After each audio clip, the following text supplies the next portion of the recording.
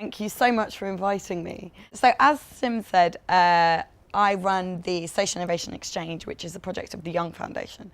And I'll talk a little bit more about that later on, particularly because a lot of the things that were coming up here were about learning from other good examples around the world. Someone said they'd not seen any good examples of projects that tackle ageing societies and ageing populations. There was a lot of stuff around education, and I know those are some of the particular areas that lots and lots of people in the Six Network all over the world have great ideas around, and also some really bad ideas around and things that haven't worked. This thing about learning from failures is a really big thing about what we do.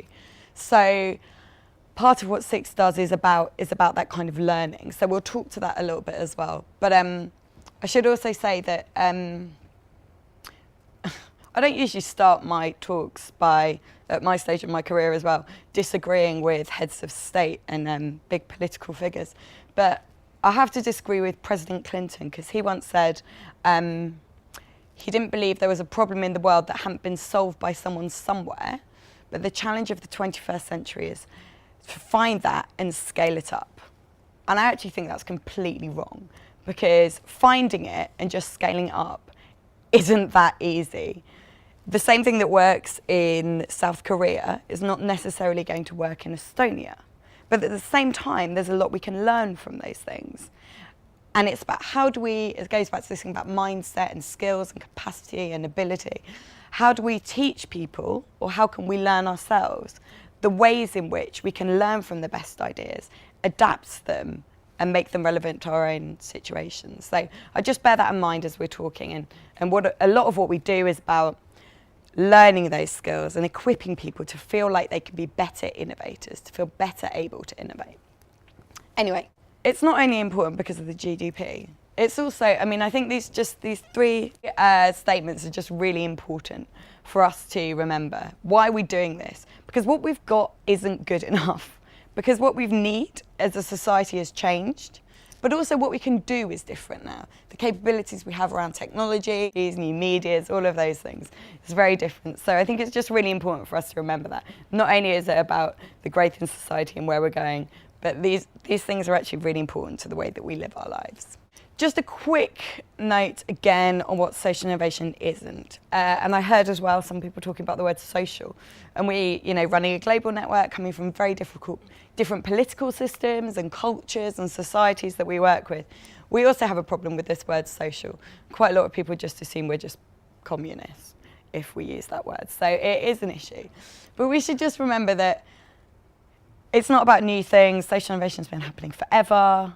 It's just about how we identify it. And quite a lot of the people that do social innovation don't necessarily identify themselves as innovators. The people that are actually in India setting up new education systems or new ways to, do medical eye care or whatever you are doing, wherever you are in the world, you're quite often just responding to a challenge in your society. You're not standing up there and saying, hi, I'm a social innovator and this is why I'm doing it.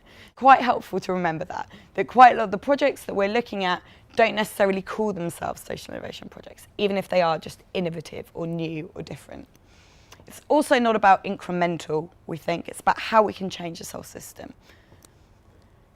It's certainly not unique to the non-profit sector, and it's about a collaboration and a joining of minds. It's certainly not limited to just individual social entrepreneurs. In fact, some of the work that we do at the Young Foundation around supporting innovation is telling the social entrepreneur that they're not the right person to be running that organisation or that business. They might have started it and have those skills and the inspiration at the beginning, but actually it's about something bigger. And when you start running an organisation, you need different kinds of skills in there. And I think really importantly, what Jeff was saying is about this space that we're identifying that social innovation sits in is rigorous. We do need to be sensible. We do need to work a lot on our measurement and how we communicate what's effective and what's not. We need to be able to recognise what good looks like. Like, what is quality? What is a good social innovation? It is a rigorous field. And we need to be quite serious about how we do it. You've seen this. So back to this thing about social innovation not being new. The first hospices were innovations. The first kinds of distant learning, the Open University, was a social innovation at its time. Fair trade was a social innovation. congestion charging in London, the way it's changed the way we interact with our city and our environment, that was an innovation. So it's all context and time specific. And what starts as innovation, once it gets embedded in society and then our needs change, might not necessarily be an innovation in 10 years, 15, 20 years' time.